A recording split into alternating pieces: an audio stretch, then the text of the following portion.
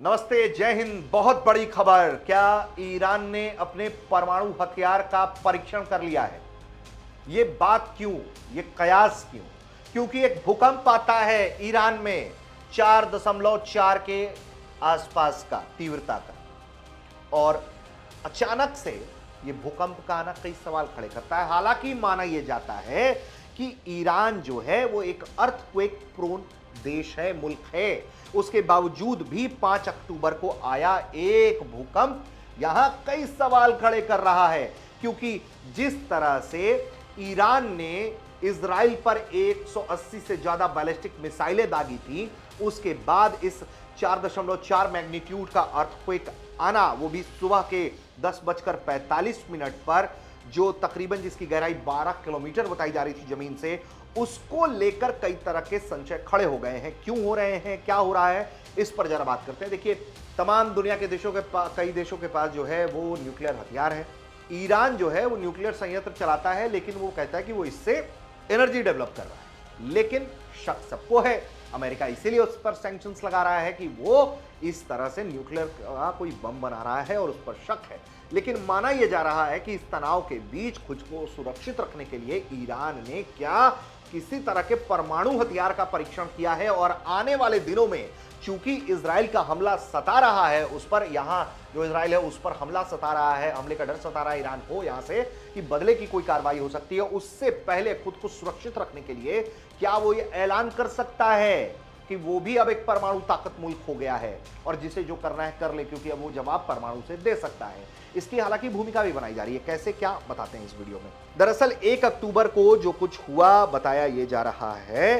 कि एक फाउंडेशन है, द हेरिटेज फाउंडेशन, उसने कहा कि ईरान जो है वो न्यूक्लियर वेपन बहुत तेजी से बना सकता है, वो भी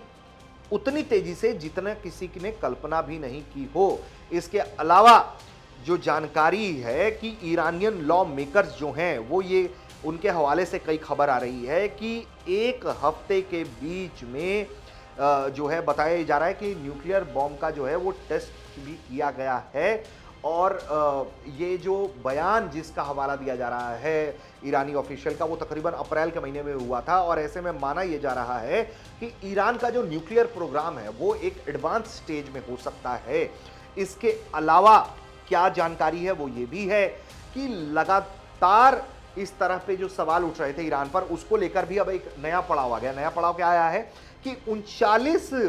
सांसदों ने इस्लामिक रिपब्लिक पार्लियामेंट में ये मांग की है कि सुप्रीम नेशनल सिक्योरिटी काउंसिल जो है ईरान के डिफेंस डॉक्ट्रिन को अब रिव्यू करे, क्योंकि ये वक्त आ गया है, और ये ऐसे वक्त में मांग किया जा रहा है जब इजराइल के साथ तनाव है। अब जानकारी ये है, जो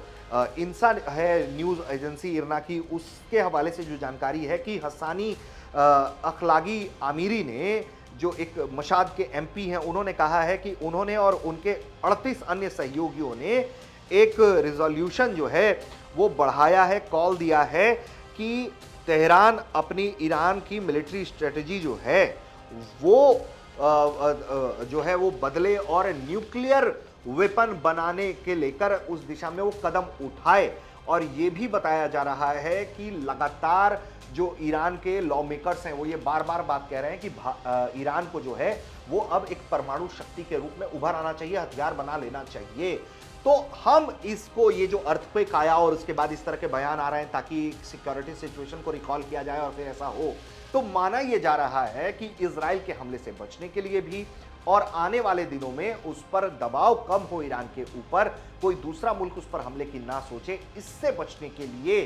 हो सकता है कि यह भूमिका बनाई गई हो और अर्थक्वेक के नाम पर एक परमाणु परीक्षण कर लिया गया हो, और अब इसकी भूमिका बनाई जा रही है ताकि आधिकारिक रूप से ईरान इस बात को रिव्यू कर जाए और फिर एक तरीके से उसे ऑर्केस्ट्रा करके ये दुनिया को ऐलान करके बताए कि अब वो परमाणु हथियारों के साथ पूरी तरह संपन्न है। आप देख रहे थे भारत तक।